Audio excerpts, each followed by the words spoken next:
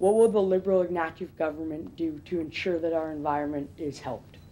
From the environment to affordable daycare for children.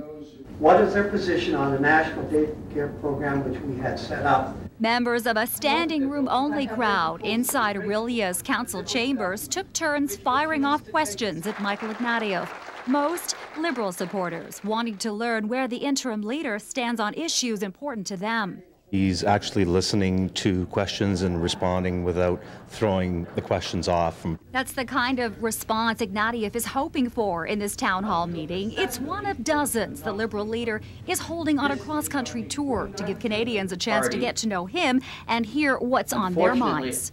And I'm going to sit and listen to the people of Aurelia, their concerns about the economy, their concerns about their jobs, their concerns about their mortgages, their concerns about their pensions.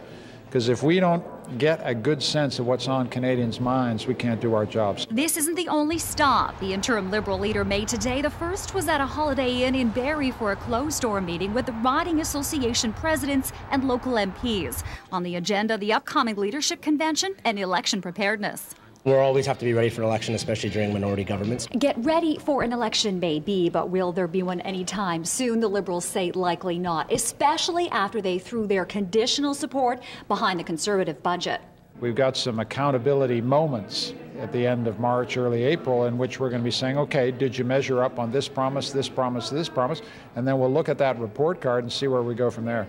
Matt Dodlin is a former Liberal candidate who came to Barrie from the Chatham area today. He supports Ignatieff's handling of the budget and says now is not the time for an election.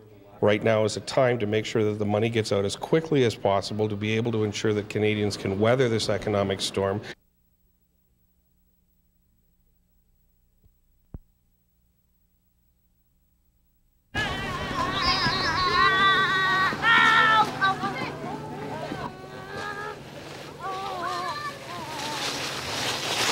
What do you like about this slide here?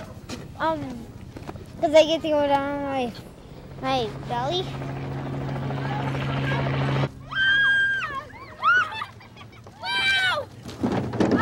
How was that?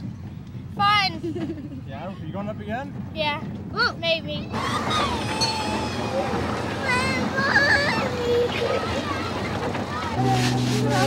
I'm looking forward to seeing the people jump in the water.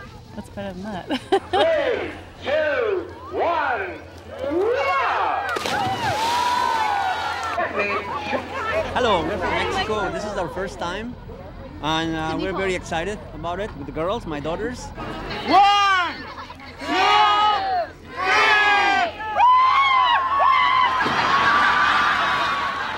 Oh, that was awesome. First time? I love it. First time ever, yeah, I love it. What went through your mind when you jumped? I'm going to do it next year again. Woo! You crazy guy!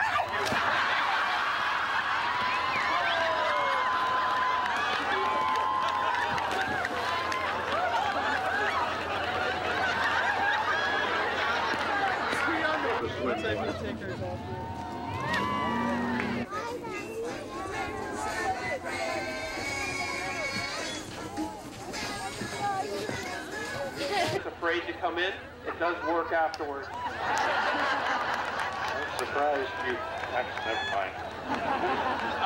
This year, we're down a little bit. We've got, if I can count, 9.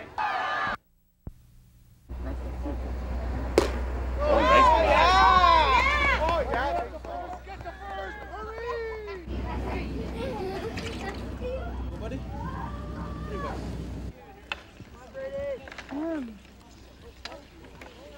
What's the most important part of the game today, buddy? Skating fast. And? Listening to the coaches. And?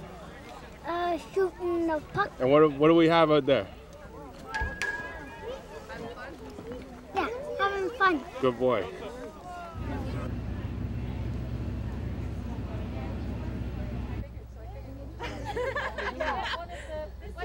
What should we do? Yeah. Pull it over the other one. Here. Where's Sarah? Hi. Yeah. See you nervous. Come in, Sarah. Oh. Okay. All right. I'll show you. Come on in. We need chill. That's what we're doing. Okay. Can I get the tripod? Oh my gosh, my hands are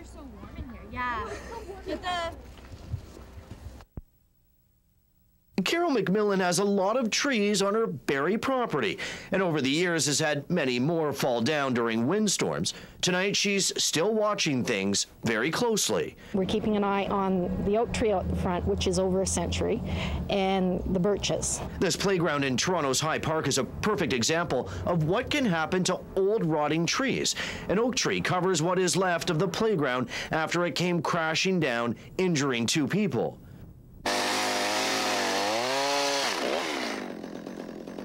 Scott Black is a certified arborist in Minising. He's been trimming and removing old and rotten trees for 2 decades.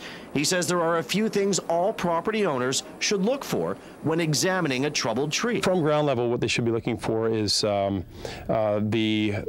trunk itself of the tree. Are there maybe woodpecker holes? Are there insect, has there been insect boreholes?